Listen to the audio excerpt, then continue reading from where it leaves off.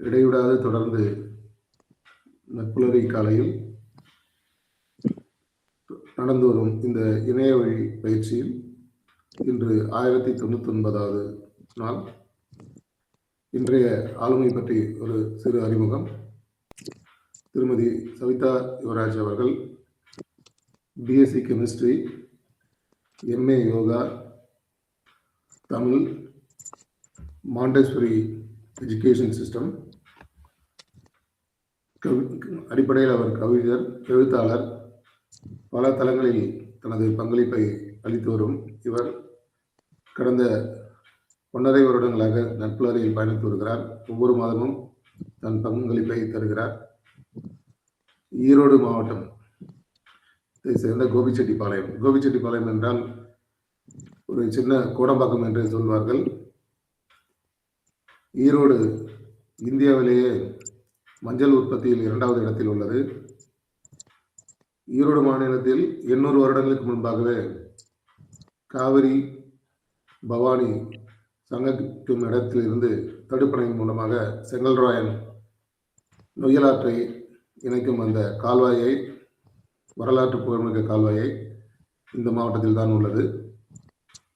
வரலாற்று அறிஞர்கள் ஈரோடு என்பது 2 ஓடைகளின் சங்கமம் என்று குறிப்பிடுகிறார்கள். இன்று ஏடிஎம் முதல் ஏவுகணை வரை இயங்கிக் கொண்டிருக்கும் சூத்திரத்தை தந்த கணிதத்தின் கடவுளான சீனிவாச ராமானுஜரும் அவருடைய பாட்டி ஊர், அவர் பிறந்த ஊர் இந்த ஊர் தான். சமூக சீர்திருத்தவாதியான பெரியார், தந்தை பெரியார் பிறந்ததும் ஈரோடு தான். ஆக இவ்வளவு சிறப்புகள் மிகுந்த இந்த இடத்திலிருந்து வரும் இன்றைய ஆளுமை நவ் ஆர் நெவர் என்ற தலைப்பில் தன் பங்களிப்பை தரும்படி இந்த தலம் அவரிடம் ஹேண்ட் செய்யப்படுது. Madam, glorious சிவார்.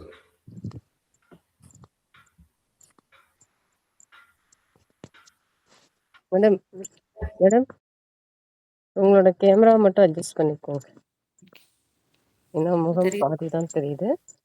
Okay okay madam.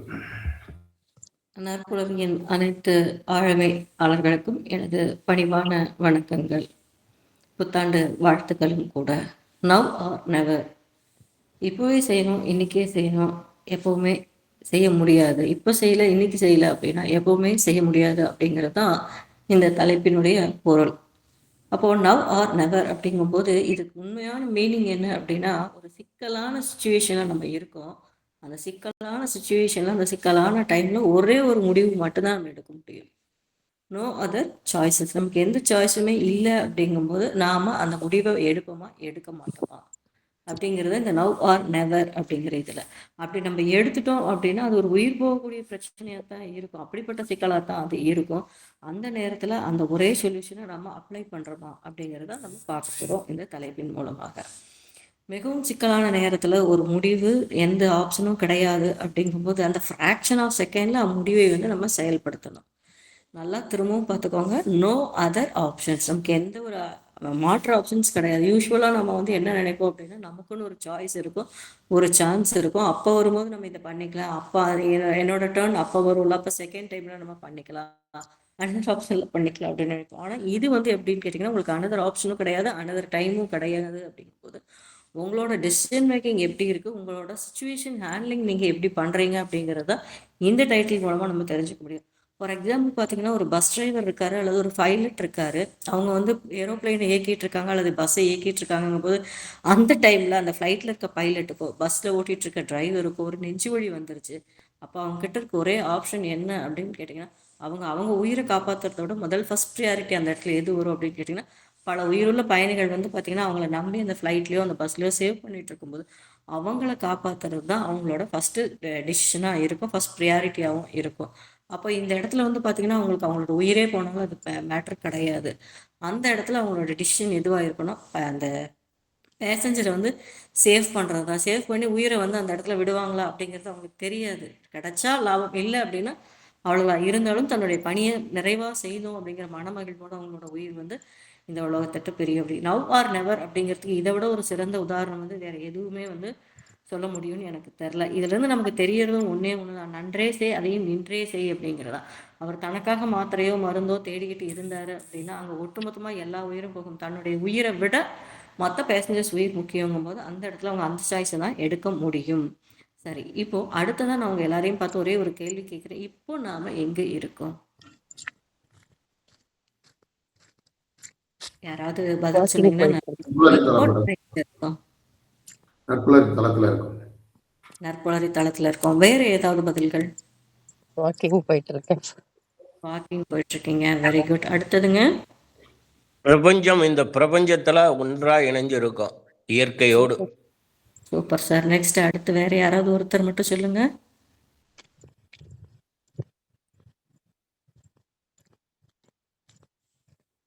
Ma'am உங்க கேமரா இன்னைக்கு கொஞ்சம் அட்ஜஸ்ட் பண்ணிக்கலாமா? இந்த தெரியுதுங்களா? மொமெண்ட்ல இருக்கோம், இந்த மொமெண்ட்ல. இதுதான் சார் உண்மையான பதில். இப்போ இந்த மொமெண்ட்ல நம்ம இருக்கோம் பாத்தீங்களா, இதுதான் உண்மையான பதில். இந்த மொமெண்ட்ல நம்ம இருந்தோம் அப்படின்னா தான் நம்ம வாக்கிங் போனாலும் சரி, பிரபஞ்சத்துக்குள்ள இருந்தாலும் சரி, அல்லது நற்புலரி தளத்துல இருந்தாலும் சரி, அதெல்லாம் எப்போ சாத்தியம், எப்போ பாசிபிள் ஆகும் அப்படின்னா இந்த கணத்துல நம்ம இருந்தாதான்.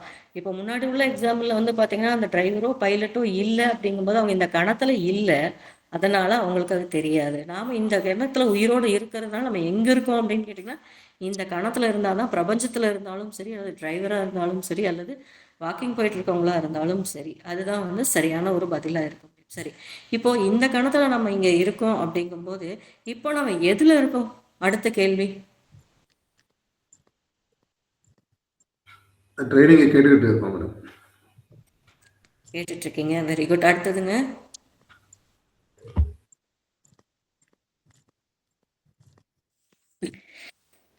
இதன் வாயிலாக அறிவை பெருக்கிக் கொள்ளும் நிலையில் இருக்கிறோம். Super sir. நெக்ஸ்ட்டுங்க? ஃப்ரெண்ட்ஸ் சந்திக்கிறோம். இப்போ என்ன அப்படின்னு கேட்டா இப்போ நம்ம எங்க இருக்கோம் அப்படின்னோம்னா ஒரே மூணே பதில் தான் இருக்கும். 3 ஆப்ஷன் உங்களுக்கு கொடுத்துருப்பாங்க. ஒண்ணு கடந்த காலத்துல இருக்கோம், இல்ல நிகழ்காலத்துல இருக்கோம், இல்ல எதிர்காலத்துல இருக்கோம். இப்போ நான் சொன்னதே உங்களால ஈஸியா பதில் சொல்ல முடியும். நான் நிகழ்காலத்துல தான் மேடம் இருக்கேன் அப்படின்னு சொல்ல முடியும் இல்லைங்களா? பாஸ்ட் இஸ் பாஸ்ட், ஃபியூச்சர் இன்னும் வரவே இல்லை இல்லையா? சொல்லுவாங்க பாருங்க, நேற்று என்பது உடைந்த பானை, இன்று என்பது கையில் உள்ள வீணை, நாளை என்பது மதில் மேல் பூனை அப்படின்னு சொல்லிட்டு. அப்போ நம்ம கையில எது இருக்கு அப்படின்னீங்கன்னா நம்மளுடைய நிகழ்காலம் தான் கையில இருக்கு. இதைத்தான் நவ் ஆர் நெவர் அப்படின்னு சொல்லும்போது இக்கணத்துல நம்ம இருந்தோம் அப்படின்னா தான், அப்பவே சொன்னாங்க இல்லையா, நீங்க எங்க இருக்கீங்க அப்படிங்கும்போது இக்கணத்துல நான் இருக்கேன் அப்படின்னு. அந்த நிகழ்காலத்துல இக்கணத்துல நம்ம இருந்தோம் அப்படின்னா நம்ம லைஃப்ல எப்பவும் கவலை கிடையாது, ஆல்வேஸ் சந்தோஷம்தான், மகிழ்ச்சி தான். அப்போ அப்படி நம்மளால ப்ராக்டிக்கலாக லைவாக இருக்க முடியுதா அப்படின்னு கேட்டால் இல்லை. எப்போவும் கடந்த காலத்தில் இருப்போம், அல்லது ஃப்யூச்சருக்கு தேவையான பிளானிங்கில் ஓடிட்டுருக்கோம். மேக்ஸிமம் டைம் என்ன பண்ணிகிட்ருக்கோன்னு கேட்டிங்கன்னா நிகழ்காலத்தை லாஸ் பண்ணிகிட்ருக்கோம். அப்படி இருக்கக்கூடாது, நிகழ்காலத்தில் இருக்கணும், இந்த கணத்தில் இருக்கணும். அப்போ தான் நமக்கு கண்ணு முன்னாடி இருக்கக்கூடிய வாய்ப்புகளை நம்ம பார்க்க முடியும். நம்ம பார்வை தொலைநோக்காகவும் நம்மளுடைய மனம் வந்து பார்த்திங்கன்னா பறந்துபட்டு விரிவுபட ஆரம்பிக்கும். அப்போ தான் உங்கள் கண்ணு முன்னாடி இருக்க சான்ஸையெல்லாம் நீங்கள் பயன்படுத்த முடியும். அதை வச்சு தான் நீங்கள் வாழ்க்கையில் உயர முடியும். அதை வச்சு தான் நீங்கள் உங்களோட தனித்துவத்தை வந்து காட்டிக்க முடியும். அப்போ இதெல்லாம் அதை பேஸ் பண்ணி இருக்கேங்கும் போது இப்போ நம்ம எதில் இருக்கோம் அப்படின்னு கேட்டால் நான் நிகழ்காலத்தில் இருக்கேன் அப்படின்னு நம்ம நம்புறோம். பார்த்தீங்களா, முழுமையாக 100% நம்புறோம் பாருங்க. அதுதான் உண்மையான பதில். சரி, அடுத்தது பார்த்தீங்கன்னா நமக்கு ஒரு கனவு வீடு கட்டணும் அப்படின்னு நம்ம மனசுக்குள்ள வச்சிருக்கோம். அந்த கனவு வீட்டை நம்ம எப்போ கட்டணும்? இப்போ இதுக்கு நானே பதில் சொல்றேன். ஒரு கனவு வீடு வேணும் அப்படின்னா அது எப்போ கட்டணும் அப்படின்னு கேட்டிங்கன்னா இப்போ கட்டணும். இப்போ கட்டணும்னா அந்த இப்போ எப்போ கட்டணும், ஏன் அப்படின்னு கேட்டிங்கன்னா ஒரு புதுசாக கல்யாணம் ஆன தம்பதிக்கு வந்து பார்த்தீங்கன்னா அவங்க மேரேஜ் முடிஞ்சதுக்கு அப்புறம் ஒரு 1 இயர்லேருந்து ஒரு 5 இயர்ஸ்க்குள்ள அவங்க என்ன பண்ணிடணும்னு கேட்டிங்கன்னா அவங்களுக்கு குழந்தை பிறக்கல, அது எல்லாத்தையும் தாண்டி ஒரு கனவு வீடை வந்து அவங்க கட்டி முடிச்சிடணும் இப்போவே. ஏன் அப்படின்னு கேட்டிங்கன்னா குழந்தை பிறந்துருச்சு அப்படின்னா செலவுகள் தலை தூக்க ஆரம்பிச்சிடும். 5 வயசுக்கு அப்புறம் அந்த குழந்தைய ஸ்கூலில் கொண்டு சேர்த்தணும். 10 வயசுக்கு அப்புறம் அது பெண் குழந்தையா இருந்ததுன்னா அது வந்து ஏஜ் அட்டென்ட் பண்ண ஆரம்பிச்சிடும். அடுத்தது இப்போ அவங்களோட 10th 12th உண்டான ஃபீஸஸ், அதுக்கப்புறம் காலேஜஸ், அப்புறம் அவங்க மேரேஜ் அப்படின்னு சொல்லிட்டு பொறுப்புகள் கூடிக்கிட்டே போகுது. செலவுகள் வந்து அதிகமாயிட்டே இருக்கு. அப்படிங்கும்போது உங்கள் கனவு வீடு கட்டுறதுக்கு உண்டான டைம் அப்படிங்கிறது எது அப்படின்னு பார்த்தீங்கன்னா இந்த குழந்தை பிறந்த அந்த 5 வருஷம் இருக்கு இல்லையா, அந்த 5 வருஷத்துக்குள்ள உங்கள் வீட்டை வந்து உங்களுக்கான வீட்டை நீங்கள் கட்டி முடிச்சிடணும். அப்போ இஎம்ஐ கட்டுறது வந்து பார்த்தீங்கன்னா உங்களுக்கு ஒரு கஷ்டமான விஷயமா இருக்காது. அல்லது வந்து பார்த்தீங்க அப்படின்னா அதன் மூலம் உங்களுக்கு கிடைக்கக்கூடிய இன்வெஸ்ட்மெண்ட் அதிகம் இருக்குது. இன்றைக்கி எல்லாருமே பார்த்தீங்கன்னா கனவு வீடு அப்படிங்கிறது இருக்குது, நல்லா சம்பாதிக்கிறாங்க, நல்லா வச்சுருக்காங்க. இல்லை அப்படின்னாலும் நம்ம மாப்பிள்ளை பார்க்கும்போது என்ன பண்ணிடுறோம்னு கேட்டிங்கன்னா, இந்த கிரைட்டீரியாவில் இருக்கக்கூடிய நபராக பார்க்கும்போது இன்னமும் சுலபமாக வந்து பார்த்திங்கன்னா அந்த ஒரு அமைப்பு வந்து அமையுது. அப்படி கட்டவே முடியல அப்படின்னா ஆஃப்டர் 5 இயர்ஸ்க்கு அப்புறம் கட்ட முடியாதவங்களும் இருக்காங்கல்ல. அப்போ ஏன் அப்படின்னு கேட்டிங்கன்னா அவங்க லைஃப் பூரா பார்த்தீங்கன்னா ஒரு காரணத்திலேயே விடுது. சார் குழந்தை பிறந்தாங்க சார், படிக்க வச்சோம் சார், அடுத்தது கல்யாணம் பண்ணோம் சார், காது குத்து சார், அது சார் இது சார்னு போகும்போது பார்த்தீங்கன்னா அதை செய்ய முடியாமலே போகுது. அப்போ எப்போ வீடு கட்டணும்னு கேட்டால் இதுதான் சிறந்த நேரம். Now are never. இப்போ கட்டினா கட்ட முடியும், இல்லைன்னா அப்புறம் கட்ட முடியாது. அப்போ நீங்கள் கடன்காரங்களாக தான் ஆவீங்க. ஒரு பாலிசி போடணும், எப்போ எடுக்கணும்? இப்போ தான் எடுக்கணும். எப்போ எடுப்பீங்க? இப்போ எடுக்கலன்னா எப்போ எடுப்பீங்க? ஒரு மியூச்சுவல் ஃபண்டில் இன்வெஸ்ட் பண்ணணும், எப்போ எடுக்கணும்? இப்போ தான் எடுக்கணும். அது சாய்ஸ் உங்களோட. இது எதை வேணாலும் நீங்கள் எடுங்க. எல்ஐசி எடுங்க, ப்ரைவேட் எடுங்க, அல்லது எதை வேணாலும் எடுங்க. மியூச்சுவல் ஃபண்டு போடுறீங்களா, சிப்பில் போடுறது, எதில் போடுறீங்களோ போட்டுக்கோங்க. பட் ஆனால் எல்லாத்தையும் எப்போ செய்யணும் அப்படிங்கிறத இப்போ செய்யணும். இந்த செகண்ட் செய்யணும். மெடிக்ளைம் பாலிசி எடுக்கணும், எப்போ செய்யணும்? இப்போ எடுக்கணும். வயசானவங்களா தனக்கும் கொஞ்சம் பணத்தை சேர்த்து வச்சுக்கணும், எப்போ செய்யணும்? இப்போ செய்யணும். மகன், மருமகள், மகள், மருமகன், இது எல்லாமே என்ன அப்படின்னு கேட்டிங்கன்னா பாசிங் க்ளவுட்ஸ். வருவாங்க, அவங்க வாழ்க்கையை வாழ்ந்துட்டு போயிட்டே இருப்பாங்க. அப்போ இதெல்லாம் நான் எப்போ செய்யணும்? எனக்காக செய்யணும், என் மனைவிக்காக செய்யணும்னா எல்லாமே செய்யறதுக்கு சரியான நேரம், தருணம் எது அப்படின்னு கேட்டிங்கன்னா இதுதான் அப்படிங்கிறத இது மூலம் நம்ம தெரிஞ்சுக்கிறோம். அடுத்தது பார்த்தீங்கன்னா ஒரு வெறுக்கத்தக்க எண்ணம், ஒரு வெறுக்கத்தக்க சொல், ஒரு வெறுக்கத்தக்க செயல், ஒரு வெறுக்கத்தக்க நம்ம செய்த செயல்னால நமக்கு திரும்ப வரக்கூடிய விளைவு, அதன் மூலமா ஒரு எண்ண பதிவு வந்து பதியுது. இப்படிதான் வந்து பார்த்தீங்கன்னா எண்ணம், சொல், செயல், விளைவு, பதிவு அப்படிங்கிற ஒரு சைக்கிள், ஒரு சுழற்சி வந்து சுழற்சி இதாகிட்டே இருக்கு. அப்போ எங்க ஆரம்ப வேர் இருக்கு அப்படின்னு கேட்டிங்கன்னா வெறுக்கத்தக்க எண்ணம். அப்போ அதுக்கு முன்னாடி என்ன இருக்கு அப்படின்னு கேட்டிங்கன்னா ஒரு வெறுக்கத்தக்க நோக்கம். அதுக்கு முன்னாடி என்ன இருக்கு? ஒரு வெறுக்கத்தக்க ஆசை. இப்படி எல்லாமே வெறுக்கத்தக்கதா இருக்கும்போது பார்த்தீங்கன்னா நமக்கு மற்றவங்கள தான் நம்ம சொல்லிட்டு இருப்போம். உண்மை என்னன்னா ஆரம்ப கதை நம்ம போட்டிருப்போம். அவங்க தப்பு, இவங்க தப்புன்னு இருப்போம். இது எல்லாமே நமக்குள்ள இருந்து தான் நமக்கு இரிட்டேட்டா, எரிச்சலா வருது. அப்படிங்கும்போது நம்ம அந்த எரிச்சல் நம்ம மேலேயும் இருக்கும், நம்ம கூட இருக்கக்கூடிய நம்ம லைஃப் பார்ட்னர் ஆகட்டும், குழந்தைங்க மேலே ஆகட்டும், ரிலேஷன்ஸ், ஃப்ரெண்ட்ஸு, கோ ஒர்க்கர்ஸ், இவங்க மேலே எல்லாத்து மேலேயும் இருக்குது. இதனாலேயே தான் நம்ம நினைக்கிறது பார்த்தீங்கன்னா பல நேரங்களில் முற்றிலும் நடக்க முடியாமையே போகுதுன்னு கேட்டால் இந்த உணர்வு தான் காரணமாக இருக்குது இந்த இடத்துல. நம்மளுடைய வெறுக்கத்தக்க வெறுப்புன்னு வரும்போதே நம்ம என்ன பண்ணிடுறோம்? அவங்கள வெறுக்கும் போதே நம்மளையும் வெறுக்க ஆரம்பிச்சிடுறோம். சொல்றாங்களே எல்லாமே பரபிரமத்தோட அம்சங்கள் அப்படின்னு சொல்லும்போது நான் உங்களை வெறுக்கிறேன் அப்படின்னா நான் என்னையவே வெறுக்கிறேன். எனக்கு உங்களை பிடிக்கல அப்படின்னா நான் எனக்கு என்னையவே பிடிக்கல. அப்போ இதனாலதான் வந்து பாத்தீங்கன்னா நடக்க வேண்டிய எதுவுமே நடக்காம போகுது. அப்ப இதை எப்போ சரி செய்யணும்? இந்த உணர்வை எப்போ சரி செய்யணும்? இப்பதான் செய்யணும். இந்த கணத்துலதான் செய்யணும். எப்படி செய்யணும் அப்படின்னு கேட்டீங்கன்னா அந்த வெறுக்கத்தக்க எண்ணம், சொல், செயல், விளைவு, பதிவு இதெல்லாம் வரும்போதே பாத்தீங்கன்னா கூடவே லாஸ்ட்ல நம்ம என்ன பண்ணிடணும்? ஆமா, எனக்குள்ள வெறுக்கத்தக்க எண்ணம் இருக்கு அப்படின்னு அக்செப்ட் பண்ணிக்கணும்.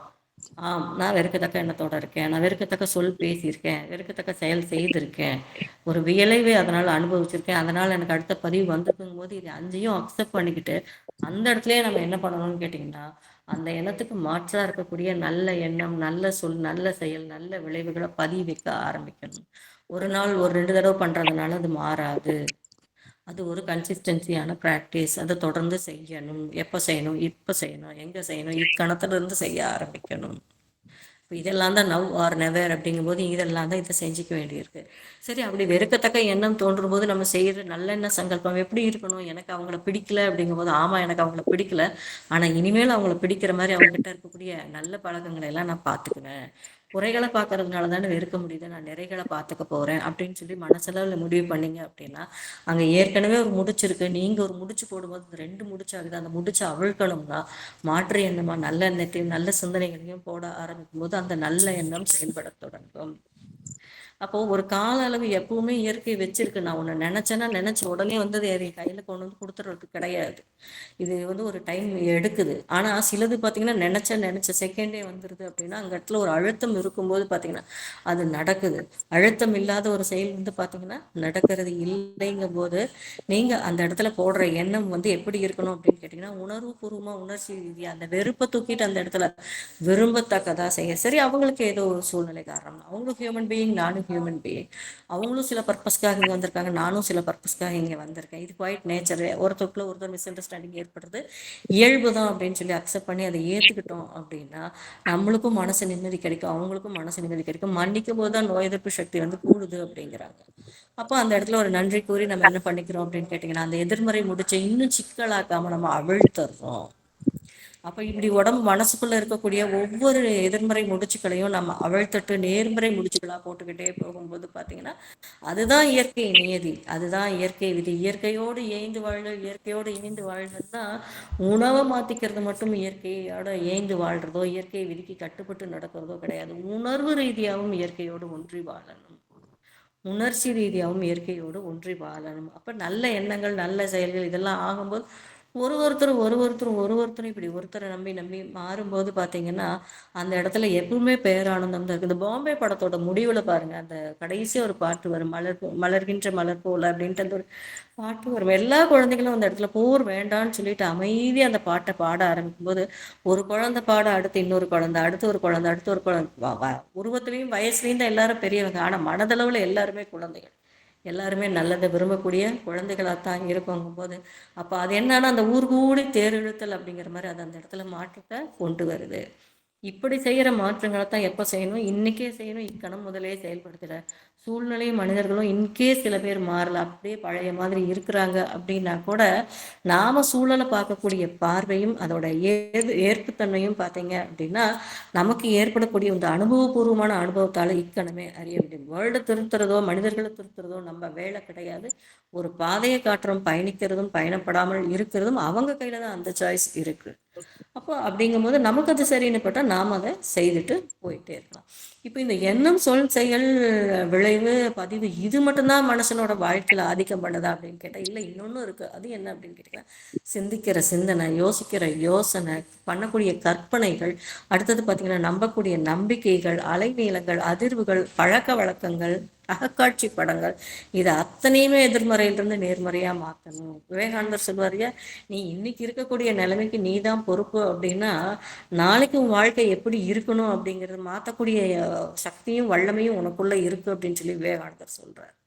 அப்போ அந்த இடத்துல பார்த்தீங்கன்னா அந்த அதிர்கள் அகக்காட்சி படங்கள் இதையும் எதிர்மறையிலிருந்து நேர்மறையாக மாற்றுறதுக்கு இதே என்ன சங்கல்பங்கள் தான் பண்ண போகிறோம். அதை பண்ணும்போதே பார்த்தீங்க அப்படின்னா இந்த மேனிஃபெஸ்டேஷன்ஸ் பண்ண போகிறோம். டெய்லி சில அஃபர்மேஷன்ஸ் கொடுப்பாங்க இல்லைங்களா, I am strong, today is my டே, அந்த மாதிரி அப்துல் கலாம் ஐயா சொல்லுவார் இல்லையா, அந்த 5 கொட்டேஷன்ஸ் அதையெல்லாம் நம்ம என்ன பண்ணலாம்னா காலையில் எழுந்திரிச்சு சொல்ல ஆரம்பிக்கலாம். சொல்கிறது மட்டும் போதுமா பத்தாது, ஆல்ரெடி போன செஷன்லேயே நம்ம பார்த்துருக்கோம். அங்கங்கே எழுதி ஒட்டுங்க, உங்கள் கண் பார்வையில் எழுதி விட்டுங்க. இந்த மொபைலில் எவ்வளோ வீடியோஸ் இருந்தாலும் அதை தாண்டி நிறைய பாசிட்டிவ் அஃபர்மேஷன் சொல்லக்கூடிய வீடியோஸ், நிறைய பாசிட்டிவ் மேனிஃபெஸ்டேஷன் பண்ணக்கூடிய வீடியோஸ், நிறைய பிரபஞ்சம் பற்றி வீடியோஸ் பற்றி நிறைய பேர் பேசுகிறாங்க. அதையெல்லாம் கேளுங்க, அதையெல்லாம் பாருங்கள், அதெல்லாம் உங்கள் சப்கான்ஷியஸ்குள்ளே போய் பதிய ஆரம்பிக்கட்டும். அப்போ இது எல்லாம் எப்போ செய்யணும், இன்றைக்கி செய்யணும், எப்போ செய்யணும், இப்போ செய்யணும், எக்கணத்தில் செய்யணும், இக்கணத்தில் செய்ய ஆரம்பிக்கணும். அப்போ இது வலுவாக நம்ம மனசுக்குள்ளே பதிய பதிய பதிய பார்த்தீங்கன்னா நமக்குள்ள ஒரு டிரான்ஸ்ஃபர்மேஷன், நமக்குள்ள ஒரு உருமாற்றம் நம்மை அறியாமலே நடக்க ஆரம்பிக்கும். நம்மளோட மைண்டு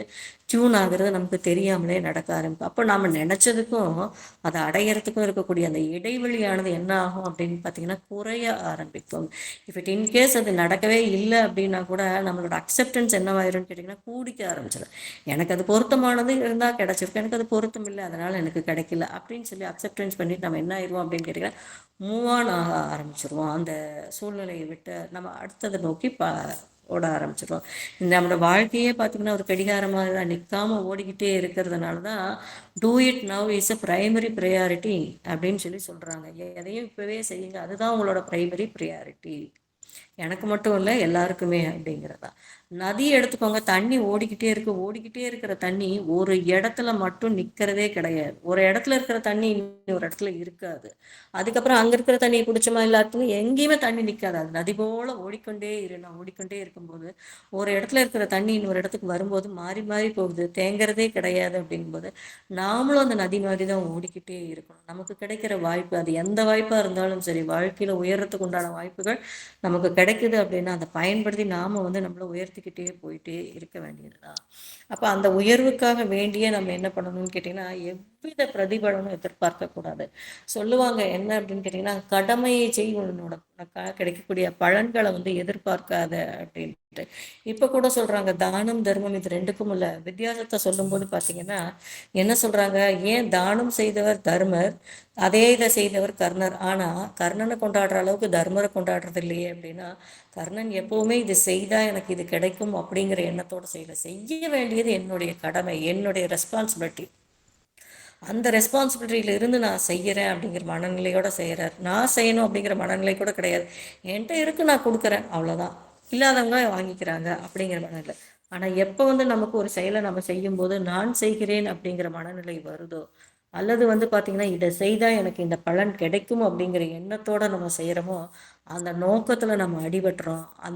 அந்த நோக்கம் பார்த்தீங்கன்னா ஒரு கொஞ்சம் சுயநலம் கலந்த மாதிரி இருக்கு. எப்பவுமே ஒருத்தவங்க ஜெயிக்கிறாங்க. ஈவன் நமக்கு புரியுற மாதிரி தெரிஞ்சுக்கணும் அப்படின்னா, பணக்காரர்கள் எல்லாருமே ரிச்சர் கெட்ஸ் ரிச்சர் அப்படின்னா என்ன அப்படின்னு கேட்டிங்கன்னா, அவங்க தனக்கு கிடைக்கிற பணத்தை தனக்கு மட்டுமே வேணும் அப்படின்னு நினச்சி மேனிஃபெஸ்டேஷன்லையோ இல்லை அஃபர்மேஷன்ஸ்லையோ கேட்கறது இல்லை. தனக்கு வர்ற பணத்தை வச்சு நான் எல்லாருக்கும் உதவி செய்யணும் அப்படின்னு அந்த சுயநல நோக்கத்தோடு கொஞ்சம் பொதுநலத்தை கலந்து பாருங்கள், உங்களுக்கு தேவையான பணமானது உடனடியாக கிடைக்கும். ஒரு ஆரோக்கியம் வேணும்னு நினைக்கும் போது எனக்கு கிடைக்கிற ஆரோக்கிய தகவலை எனக்கு மட்டும் இல்லை, எனக்கு சார்ந்தவங்களுக்கும் நான் பகிருவேன் அப்படின்னு சொல்லி நினைக்கும் போது பார்த்தீங்கன்னா உங்களுக்கான ஆரோக்கியத்திற்கு தேவையான தகவல்கள் கிடைக்கும். இன்றைக்கி இந்த நற்புலரையில் நம்ம இந்த தகவலை நான் சொல்கிறேன், நீங்கள் கேட்குறீங்க அப்படிங்கிறத விட இந்த 30 நாளும் ஒருத்தரும் சொல்கிறாங்க, ஒருத்தரும் கேட்குறோம் அப்படிங்கும்போது அங்கே நடக்கிறது அதுதான். நமக்கு கிடைச்சது ஒரு நாள் கிடைக்குது, 30 நாள் கிடைக்குது அப்படின்னா நம்ம அவ்வளோ கொடுத்து வச்சுருக்கோம், அதனால் அவ்வளோ நமக்கு திரும்ப கிடைக்குது. அப்போ அது கிடைக்கும் போதே நம்ம என்ன பண்ணணும், இவ்வளவும் தெரிஞ்சு அப்போ இதெல்லாம் நோட்டில் எழுதி வைக்கிறதோ இல்லை நம்ம இது ஒரு அறிவு சார்ந்த ஒரு விஷயமா பார்த்து எடுத்து வைக்கிறதோ கிடையாது. வாழ்க்கைக்கு தேவையானது, வாழ்க்கை கல்வின்னு ஒன்று இருந்துச்சுல்ல 6th ஸ்டாண்டர்டில் படிக்கும்போது. அப்போ இது அத்தனையும் வாழ்க்கை கல்விங்கும் போது இது எங்கே அப்ளை பண்ணணும், இங்கே தான் அப்ளை பண்ணணும். எந்த வாழ்க்கையில் அப்ளை பண்ணணும், இந்த வாழ்க்கையில் தான் அப்ளை பண்ணணும். இன்றைக்கி இருக்கிற இந்த நிகழ்காலத்தில் அப்ளை பண்ணணும். எழுதி நான் நோட்டு கட்டை சேர்த்து வச்சுக்கிட்டு அந்த நோட்டு கட்டு நாளைக்கு எங்கே போகுது என்னோடய காலத்துக்கு அப்புறம் ஒன்றா ஆற்றுக்கு போகும் இல்லை குளத்துக்கு போகும். அது இங்கே உள்ள மனுஷங்களுக்கு பயன்படுத்துவேன். இந்த கல்வின்னு இல்லை, எந்த கல்வியாக இருந்தாலும் சரி எனக்கு கிடைச்ச ஒன்று இதே தானே சொல்கிறாங்க. என்னது எங்கிருந்து எடுக்கப்பட்டதோ அது இங்கிருந்தே எடுக்கப்பட்டது. எங்கே கொடுக்கணும், இங்கே தான் கொடுக்கணும்.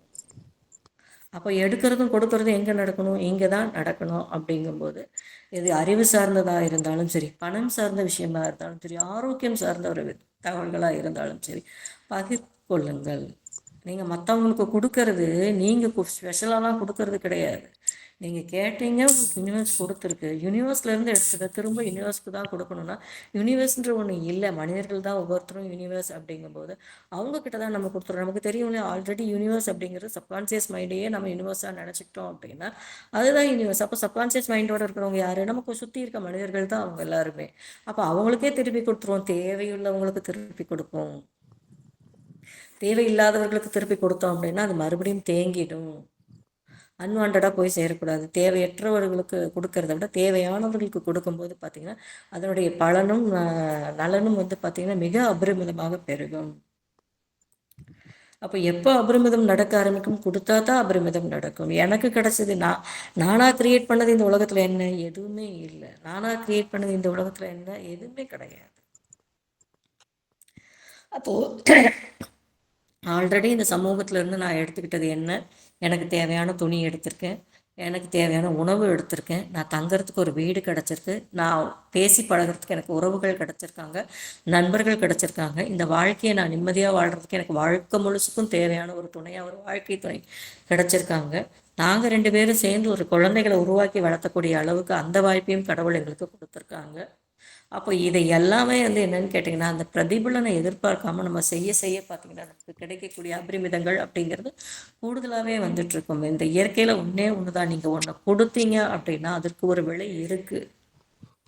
அந்த விலை என்ன அப்படிங்கிறது நமக்கு தெரியாது. நிறைய டைம் சொல்லுவோம் பார்த்தீங்களா, சில ஆக்சிடென்ட்ஸ்லாம் ஆகிடுச்சு அப்படின்னா பாடா நல்ல வேலை தலைக்கு வந்தது தலைப்பாகையோடு போச்சு. அது என்ன தலைக்கு வந்தது தலைப்பாகையோடு போச்சு, நீங்கள் செஞ்சுருக்கீங்க, 4 பேருக்கு நல்லது செஞ்சுருக்கீங்க, அந்த நல்லது உங்களை காப்பாற்றிருக்கு, உங்களோட பதிவுகள் உங்களை காப்பாற்றி இருக்கு. தெரிஞ்சோ தெரியாமலோ அறிந்தும் அறியாமலோ செய்த சகல குற்றங்களையும் பாவங்களையும் பொறுத்து ரட்சித்து இப்போ இவ்வளோ நம்ம கேட்குறோம், இவ்வளோ நம்ம பண்ணுறோம் அப்படிங்கும்போது பார்த்தீங்கன்னா செய்தது தான் நமக்கு கிடச்சிருக்கு. சம்டைம்ஸ் பார்த்தீங்கன்னா சிலர் சொல்லுவாங்க, ஐயோ அப்பா என்னால் வேலை செஞ்ச முடியவே இல்லை, எனக்கு எந்த உதவியுமே ஆளே இல்லை, ஹெல்ப்புக்கே இல்லை, எல்லாமே நானே செய்ய வேண்டியதாக இருக்கேன். நான் ஒரே ஒரு முறை சிந்திச்சு பாருங்க, ஒரே ஒரு முறை யோசனை பண்ணி பாருங்க.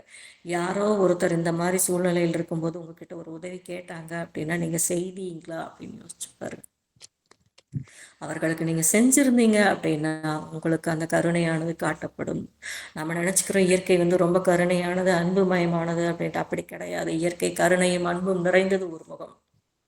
அதே அந்த இயற்கை நம்மளை தண்டிக்க ஆரம்பிச்சிருச்சு அப்படின்னா அதனுடைய முகமே வேறையா இருக்கும். இதில் சொல்லுவாங்க பார்த்தீங்களா, இதில் வந்து சொல்லுவாங்க பார்த்தீங்களா, என்னது இந்த தசாவதாரம் படத்தில் கமலஹாசன் சொல்லுவார், கடவுள் இருக்கிறாரா அப்படின்னு கேட்டால், இல்லை கடவுள் இருக்கிறாரா அப்படிங்கிறத விட இருந்திருந்தா நல்லா இருக்கும் அப்படின்னு நினைக்கிறேனே.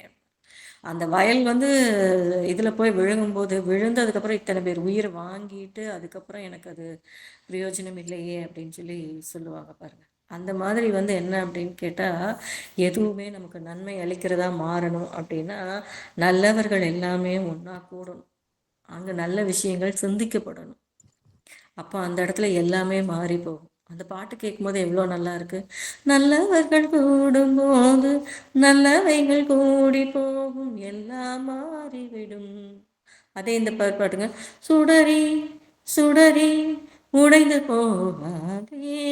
இந்த பாட்டு இப்படி எத்தனை இருக்கு.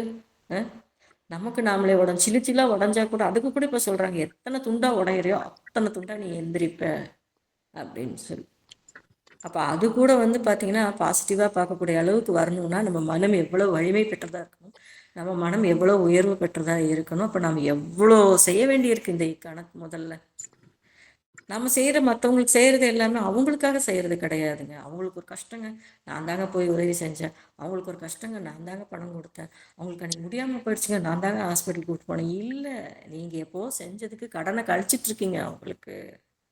அவங்க உங்களுக்கு முன்னாடியே செய்திருக்காங்க, அதை போய் நீங்கள் இப்போ என்ன பண்ணிட்டு வரீங்கன்னா அந்த கடனை அந்த பொறுப்பை இப்போ வந்து க்ளோஸ் பண்ணி முடிச்சு வச்சுட்டு வந்துட்டுருக்கீங்க. உங்களுக்கான டேர்ன் வரும்போது வேற ஒருத்தவங்க வருவாங்க, அப்போ அவங்க கடனை கழிச்சிட்டு போவாங்க. இப்படித்தான் வந்து பார்த்தீங்கன்னா இந்த பூமியினுடைய இயக்கமானது இருந்துக்கிட்டே இருக்கு. நாம செஞ்சோன்னு சொல்றதுக்கு இங்கே ஒன்றுமே கிடையாது. இக்கணம் முதலே பார்த்தீங்கன்னா நம்ம வாழ்க்கையில் அபரிமிதங்கள் வருது, அதிசயங்கள் வருது. இது எனக்கு பத்தில் இன்னும் கொஞ்சம் நான் ஈர்க்கணும்னு நினச்சா அன்பும் கருணையும் கூட தான் பார்த்தீங்க அப்படின்னா நாம் வாழ்கிற இந்த வாழ்க்கையானது மகிழ்ச்சியும் நிறைவும் நிறைந்ததாக இருக்க ஆரம்பிக்கும். இன்னும் இதை தாண்டி ஒரே ஒரு கதை மட்டும் நான் சொல்லிக்கணும்னு நினைக்கிறேன். அப்படி இல்லை அப்படின்னா என்னங்க ஆகும் அப்படின்னு கேட்டால், ஒரு அப்பா ஒரு புது கார் வாங்கிட்டு பார்த்தீங்கன்னா அந்த காருக்கு வந்து பெயிண்டிங்லாம் அடித்து முடிச்சுட்டு கொண்டு வந்து வீட்டில் நிறுத்தியிருக்காரு. என்ன நம்பர் பிளேட் மட்டும் ஓட்டலை. இந்த டைமில் பார்த்தா பையன் வந்து கார் காமிக்கிறான், ஒய்ஃபு எல்லாரையும் கூட்டிகிட்டு வந்து காமிக்கும்போது பார்த்தீங்கன்னா அவன் என்ன பண்ணுறான்னா கையில் ஒரு 10 பைசாவோ அல்லது ஒரு பெண்ணையோ வச்சுருக்கான். அந்த ஒரு பெண்ணை வச்சுட்டு என்ன பண்ணுறான்னு கேட்டிங்கன்னா அந்த புதுசாக பெயிண்ட் அடித்த காரில் அதிலேயே சுற்றி விளையாண்டே வந்து ஒரு கிராக் உருவாக்கிடுறான். அப்பாவுக்கு வந்ததே கோபம், ஓங்கி எல்லாம் அறன்னு அரைஞ்சி அடி பின்னி எடுத்து கொண்டு ரூம்குள்ள தூக்கி விட்டு போயிட்டே இருக்காரு. அப்போ திரும்ப அவர் வெளியில் போனதுக்கப்புறம் மனசு பூரா வலிக்குது. ஏன்னு கேட்டால் நம்ம ஏன் அவனை அடித்தோம், அவன் தான் சின்ன பையன், அவனுக்கு தெரியல, நாம் வளர்ந்தவங்க தானே, முதிர்ச்சியானவங்க தானே, நாமே இப்படி முட்டாள்தனமாக பண்ணிட்டோம் அப்படின்னு சொல்லிட்டு அவனுக்கு வருத்தம் ஆயிடுது. அப்போ மறுபடியும் நைட் வீட்டுக்கு வர்றாரு. அவன் வந்ததே ஒய்ஃப் கிட்ட கேட்குறாரு, டின்னர் சாப்பிட்டானா, சாப்பிடல, வெளியில் வந்தானா, வரல, எங்கே இருக்கான், உள்ளே நீங்கள் ரூம்குள்ள விட்ட மாதிரி உள்ளேயே தான் உட்காந்துருக்கான் அப்படின்னு சொல்கிறாங்க. நேராக போகிறாரு. போனதையும் பார்த்தா எந்திரிச்சு உட்காடுறான். சாரி அப்படின்னு இவர் சொல்கிறதுக்கு முன்னாடி அவன் என்ன பண்ணுறா, பின்னாடி கையில் இருந்து ஒன்று எடுத்து நீட்டுறேன். என்னன்னு கேட்டால் ஒரு பொக்கே. எதுக்கு போனால் இந்த உலகத்துலேயே எனக்கு கிடச்ச அப்பா மாதிரி சிறந்த அப்பா யாருமே இல்லை அப்படின்னு சொல்லி எழுதி வச்சு அந்த பொக்கே அவன் நீட்டும் போது பார்த்தீங்கன்னா அவங்க அப்பா அப்படியே உடஞ்சி போயிட்டுறாரு. ஏட்டா எதுக்குடா இது அப்படின்னு கேட்டால், இதை கொடுக்கறதுக்காக தாப்பா வந்தேன், நீங்கள் அப்போ தான் என்னை அடிச்சிட்டிங்க, நான் வந்து காயின் வச்சு விளையாண்டது தப்பு தான், சாரிங்க அப்படின்னு சொல்லி சொல்லும்போது அந்த இடத்துல அவன் கற்றுக் கொடுக்குற பாடம் என்ன வாங்குது, எந்த வித பிரதிபலனும் அவன் எதிர்பார்க்க கிடையாது. அவன் எதிர்பார்த்தது அப்பாவோட அன்பு. இந்த உலகத்துல எனக்கு கிடைச்ச அப்பா மாதிரி யாருமே இல்லை அப்படின்ட்டு அதை அவன் அடி வாங்கினதுக்கு அப்புறமா அதை எடுத்துட்டு வந்து நீட்டுறானா. அந்த குழந்தை மனநிலை வேணும் நமக்கு. எப்போ வேணும், இப்போ வேணும், எங்கே வேணும், நம்ம குடும்பத்துக்குள்ள வேணும்.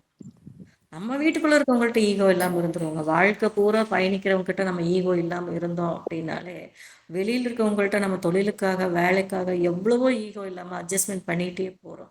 ஆனா வீட்டுக்குள்ள மனைவி கிட்ட ஈகோ இல்லாம, அவங்க கூட அட்ஜஸ்ட்மென்ட்டா போகும்போது பார்த்தீங்கன்னா, வாழ்க்கை அமைதியா நெறைய பேர் சொல்லுவாங்க, "சார் வீட்டுக்கு போனா நிம்மதியே இல்ல, அமைதியே இல்ல சார்" அப்படின்னா. வீட்டுக்குள்ளேயே இருக்கிறவங்களுக்கும் நிம்மதியே இல்ல, அமைதியே இல்ல. அத எப்ப குடுக்க முடியும்? இப்பதான் குடுக்க முடியும். எங்க குடுக்க முடியும்? இங்க தான் குடுக்க முடியும். என்னைக்கு குடுக்க முடியும்? இன்னைக்கு தான் குடுக்க முடியும். இது எல்லாம் தான் நவ் ஆர் நெவர் அப்படிங்கிற டைட்டில்ல நான் பார்த்து படிச்சு எனக்கு தெரிஞ்ச வரைக்கும் நான் தெரிந்த தகவல்களை உங்களுக்கு சொல்றேன். இதை தாண்டி இன்னொன்று பார்த்தீங்க அப்படின்னா, இந்த நவ் ஆர் நெவர் அப்படிங்கும்போது ஒரு உசேன் போல்ட்ட கேளுங்க. ஒரு செகண்ட், ஃப்ராக்ஷன் ஆஃப் செகண்டோட வேல்யூ என்னங்கிறது அவருக்கு தெரியும். ஒரு சயின்டிஸ்ட் கேளுங்க, அது கரெக்டான நேரத்தில் போய் அந்த ராக்கெட் அந்த இடத்துல ஃபிட் ஆகலை அப்படின்னா அந்த டைமோட வேல்யூ அவருக்கு தெரியும். ஒரு ஸ்டூடெண்ட் கிட்ட போய் கேளுங்க, இந்த 0.5 0.13 இந்த மாதிரி கட் ஆஃப் மார்க்கில் வந்து அவங்க எம்பிபிஎஸ் சீட்டை விட்டுடுறாங்க, இன்ஜினியரிங் சீட்டை விட்டுடுறாங்க அப்படின்னா அவங்களுக்கு அந்த வாய்ப்பை பற்றின வேல்யூ வந்து தெரியும். அப்போது ஒரு படிப்புக்காக, ஒரு தொழிலுக்காக, ஒரு தேச சேவைக்காக நம்ம செய்கிற ஒவ்வொரு விஷயங்கள்லையுமே ஒரு வேல்யூ இருக்கும்போது, நமக்கான வேல்யூ எப்படி இருக்கணும் அப்படிங்கிறத முடிவு பண்ணுற நேரமும் கணமும் எப்போ அப்படின்னு கேட்டிங்கன்னா, நவ் ஆர் நெவர் அப்படிங்கும்போது. இப்போ மட்டும்தான். இப்போ நம்ம செய்யலைன்னா எப்பவுமே நம்ம செய்ய மாட்டோம். எக்ஸசைஸ் பண்ணணுமா? எப்போ செய்யணும்? இன்னைக்கு செய்யணும், எப்போ செய்யணும்? காலையிலேருந்து நைட் வரைக்கும் இருக்குது, இந்த டேக்குள்ளே பண்ணிடலாம். மேடம் இக்கணமும் சொல்கிறீங்க, இன்றைக்கும் சொல்கிறீங்க அப்படின்னா, இக்கணத்தில் செய்ய முடிஞ்சால் செய்யுங்க, நான் பேசுகிறத கேட்டுக்கிட்டே செய்யுங்க. இல்லையா கேட்டு முடிச்சுட்டு அதுக்கப்புறம் இன்னைக்குள்ளே ஒரு டைமை உருவாக்கி செஞ்சிடணும். இன்றைக்கி வேலையை இன்றைக்கே முடிச்சிடணும். எதையும் தள்ளி போடக்கூடாது, போஸ்ட்போன் பண்ணக்கூடாது. அதை தான் ஷெட்யூல் போட்டு பண்ணுங்க அப்படின்னு சொல்ல. உண்மையாலுமே ஷெட்யூல் போட்டு பண்ணும்போது பார்த்தீங்கன்னா, இந்த டைம் இல்லைன்னு சொல்கிற வார்த்தையே வரவே வராதுங்க. அனைவருக்கும் நன்றி. Thank you sir. நன்றி மேடம். மிக சிறப்பான தகவல்கள். இந்த மாத தலைப்பு நவ் ஆர் நெவர். எப்போ வந்து இந்த தலைப்பு எழ வேண்டி இருக்கு அப்படின்னு பார்த்தீங்கன்னா, நோ அதர் ஆப்ஷன். ஒரு சிக்கலான சூழல்.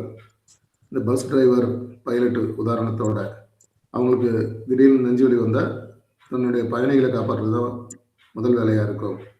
இந்த கணத்தில் நம்ம வாழ்கிறோம் அப்படின்ற ஒரு கேள்வியோட பெரும்பாலும் வந்து இந்த கணத்தில் இருக்கணும், இந்த சனத்தில் வாழணும். ஆனால் நம்ம மாறா கடந்த காலத்துலேயோ எதிர்காலத்துலேயோ தான் வாழ்ந்துகிட்டு இருக்கோம். வீடு கட்டணுமா, குழந்தைங்க சின்னவங்களா இருக்கும்போது 5 வருடத்துக்கு முன்னாடியே கட்டிடுங்க, அப்போ இஎம்ஐ ப்ராப்ளம் வராது. காப்பீடு எடுக்கணுமா, சின்ன வயசுல எடுத்துருங்க. ஒரு அருமையான சொற்றொடர், எண்ணம், சொல், செயல், விளைவு, பதிவு, இதுதான் வந்து வாழ்க்கை அப்படின்னு. அதை வந்து நல்ல எண்ணமாகவும், நல்ல செயலாகவும், நல்ல சொல்லாகவும், நல்ல விளைவாகவும், நல்ல பதிவாகவும் மாற்றுங்க.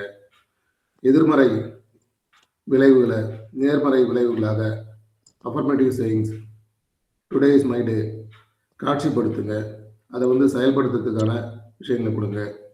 பெரியோரை வியத்தலும் இளமை, சிறியோரை இகழ்தல் அதனினும் இளமை அப்படின்ற அந்த வரிகளுக்கு ஏற்ப அறிவு, பணம், மகிழ்வு இதெல்லாம் எப்போ வருது, அல்லது தலைகுனிவு ஏற்படும் போது என்ன பண்ணணும், அந்த என்னுடைய அப்பா வந்து சிறந்த அப்பான்னு இந்த குழந்தை நீட்டும் போது அவர் அடித்த விதங்களா இருக்கட்டும்.